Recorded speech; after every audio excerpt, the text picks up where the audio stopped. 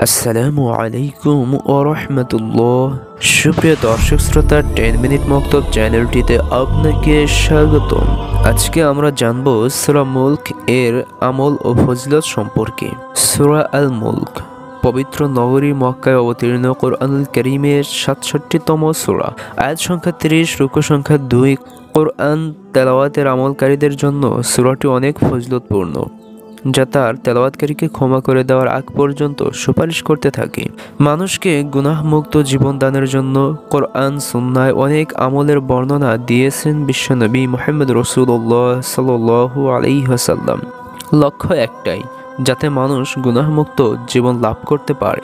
এটিও তার একটি। হাদিসে একাধিক বর্ণনায় এসেছে, হযরতে ইবনে আব্বাস রাদিয়াল্লাহু আনহু এক ব্যক্তিকে বললেন, আমি কি তোমাকে এমন একটি হাদিস শোনাবো যাহা শুনে তুমি খুশি হবে? উত্তরে সে বলল, হ্যাঁ, শোনান। ইবনে আব্বাস রাদিয়াল্লাহু আনহু বললেন, তুমি নিজে সূরা মুলক পড়ো এবং পরিবারের সবাইকে ও প্রতিবেশীকে উহা শিক্ষা দাও, কারণ উহা মুক্তিদানকারী ও ঝগড়াকারী। কিয়ামতের দিন আল্লাহর সঙ্গে ঝগড়া করে উহা পাঠকারীকে সে জাহান্নামের আযাব থেকে রক্ষা করবে এবং কবরের আযাব থেকে বাঁচিয়ে রাখবে। রাসূলুল্লাহ সাল্লাল্লাহু আলাইহি ওয়াসাল্লাম বলেছেন, আমার একান্ত কামনা যে এই সূরাটি আমার প্রত্যেক উম্মতের অন্তরে গেঁথে অর্থাৎ মুখস্থ থাকুক। ইবনে কাসির।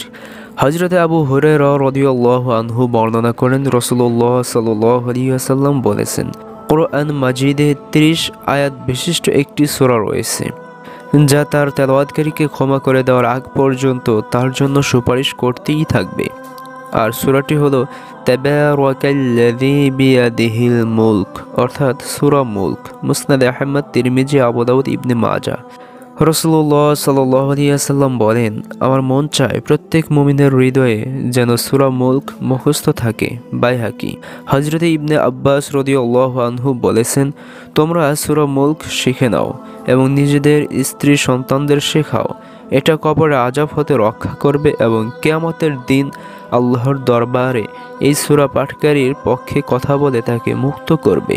রাসূলুল্লাহ সাল্লাল্লাহু আলাইহি ওয়াসাল্লাম বলেছেন, যে ব্যক্তি নিয়মিত সূরা মুলক তেলাওয়াতের আমল করবে সে কবরে আযাব থেকে মুক্তি পাবে। তিরমিজি, মুস্তাদরাক হাকিম।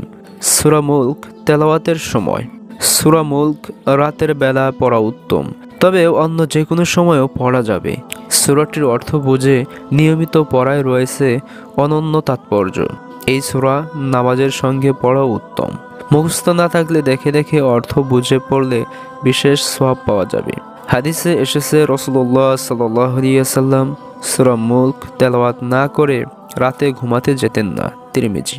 হযরত জাবের রাদিয়াল্লাহু আনহু বর্ণনা করেন, রাসূলুল্লাহ সাল্লাল্লাহু আলাইহি ওয়াসাল্লাম আলিফ লাম মিম তানজিল ও তাবারাকাল্লাযী না পড়ে কখনো ঘুমাতে যেতেন না।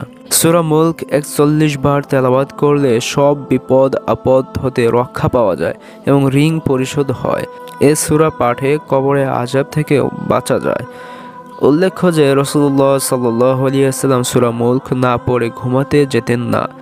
এ মর্মে বর্ণনার উপর ভিত্তি করেই আলেম ওলামা ও বুজুর্গানে দ্বীন এশার নামাজের পর সূরা মুলকের তেলাওয়াতের আমল করার কথা বলেন। সুতরাং রাতে ঘুমানোর আগে কিংবা এশার নামাজের পরে বুঝে বুঝে সূরা মুলক পড়া যেতে পারে। আল্লাহ তাআলা মুসলিম উম্মাহকে সূরা মুলকের আমল নিয়মিত করার তৌফিক দান করুন। হাদিসে ঘোষিত ফজিলত লাভের তৌফিক দান করুন, আমিন। সুপ্রিয় বন্ধুগণ, ভিডিওটি ভালো লাগলে অবশ্যই লাইক করবেন, শেয়ার করবেন, কমেন্ট করবেন। আসসালামু আলাইকুম ওয়া রাহমাতুল্লাহ।